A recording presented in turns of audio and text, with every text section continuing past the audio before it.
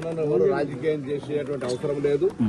ప్రభుత్వం వెంటనే స్పందించి క్షతగాత్రులందరికీ మెరుగైన వైద్య సేవలు ఇప్పుడున్నటువంటి మహేందర్ రెడ్డి గారి హాస్పిటల్లో కాకుండా ఇంకా ఎక్కడికంటే అక్కడికి సూపర్ స్పెషాలిటీ హాస్పిటల్ కూడా పంపి ట్రీట్మెంట్ చేయడానికి ప్రభుత్వం నిర్ణయం చేసింది.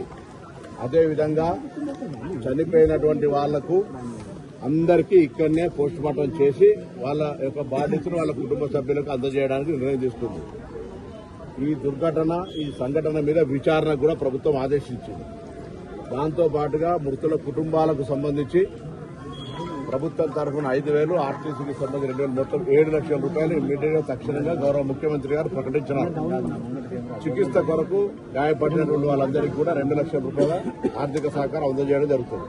దీని తదుపరి కూడా కొంత ఇంకా పేదలు ఉంటే అక్కడ ఉండేటువంటి పరిస్థితుల్లో ప్రభుత్వం మాననీయ కోణం నుంచి పరిశీలన చేస్తే తప్ప ఎక్కడ కూడా ఎవరికి ఇబ్బంది కలిగే విధంగా ఉండదు. ఇందులో ఇదొక దుర్ఘటన. దీనికి సంబంధించి రాజకీయాలు మాట్లాడేటువంటి సరి అయినటువంటి సమయం కాదు. రోడ్డు లేదా ఇతర తదితర విమర్శలకు సంబంధించినటువంటి వేదిక కాదు. వాటి మీద తదుపరి మళ్లీ మాట్లాడదాం. విచారణకు ఆదేశించినాం. మృతుల కుటుంబాలను ఆదుకుంటా ఉన్నాం. క్షతగాత్రులకు సంబంధించినటువంటి సరైన మెరుగైనటువంటి చికిత్స అన్ని రకాలుగా మొత్తం మా ప్రభుత్వ ప్రతినిధులు అందరూ కూడా ఇక్కడ ఉన్నాం. మొత్తం ప్రభుత్వం ఇప్పుడే టెలికాన్ఫరెన్స్ చీఫ్ మినిస్టర్ గారు